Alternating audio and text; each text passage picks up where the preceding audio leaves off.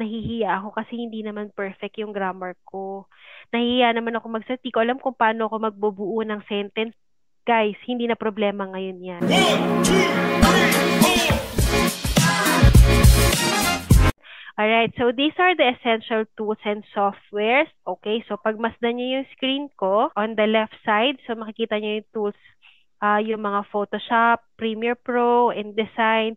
Those are Adobe. So, yan yung mga pang photo editing, pang video editing, panggawa ng mga flyers, panggawa ng mga virtual brochures. So, yan yung mga yon.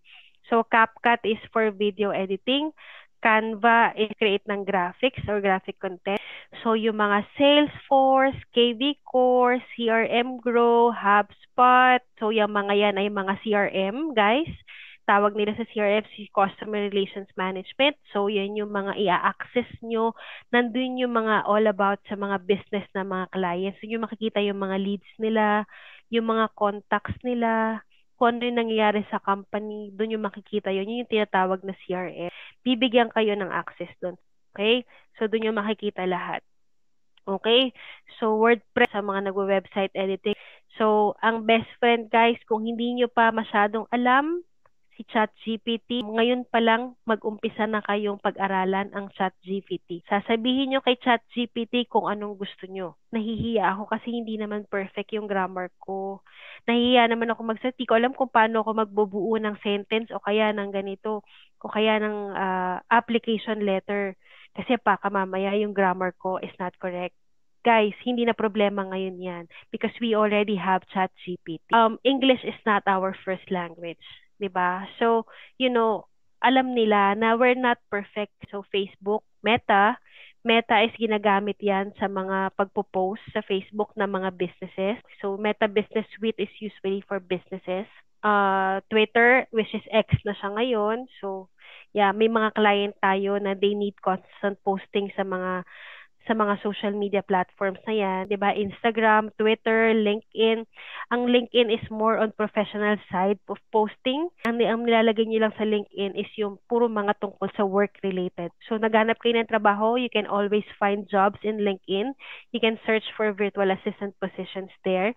And ang sinishare niyo lang dyan is all about your work experiences or your job because recruiters have access in LinkedIn. Pwede kayong ma-recruit ng mga recruiters sa LinkedIn. They can find you virtual assistants in LinkedIn without you applying to them. And again, you can find jobs sa LinkedIn. So, Microsoft Teams, para ka rin ng mga nasa Google Meet. Actually, yung Teams, nandyan na lahat. Yung medyo kalaban niya is yung Google. So, pareho yan. It will always depend on the client. So, Discord, Zoom, Slack, those are for communication. Slack, yes, more on communication and project management as well. So Google Docs, Google Sheets, Google Drive, Google Calendar, that's Google. Google Workspace ang tawag dyan. MLS yan or CRM naman yan ng mga realtors. Okay, so Trello. We are very specific with the Trello. We always use Trello. So, ang Trello is project management. Trello is mainly a checklist. Sa loob ng isang Trello, makakakita ka ng mga checklist. Ikaw ang gumagawa ng checklist para hindi mo nakakalimutan yung mga task mo. This is checklist. Kailangan talaga na ang lahat ng task mo ay nagagawa mo, especially yung mga daily tasks. Maraming client ang gumagamit ng Trello.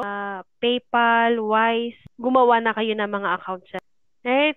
So, yeah. So, CRM, again, Customer Relationship Management for realtors. One of the famous CRM sa mga realtors is Follow Up Boss kasi may automation niya. Sisend yan ng mga messages sa client, mga email, mag-isa, in-automate nyo lang. I'm just letting you know that these are yung mga samples na mga ginagamit sa pagiging VA, lalo na sa real estate world.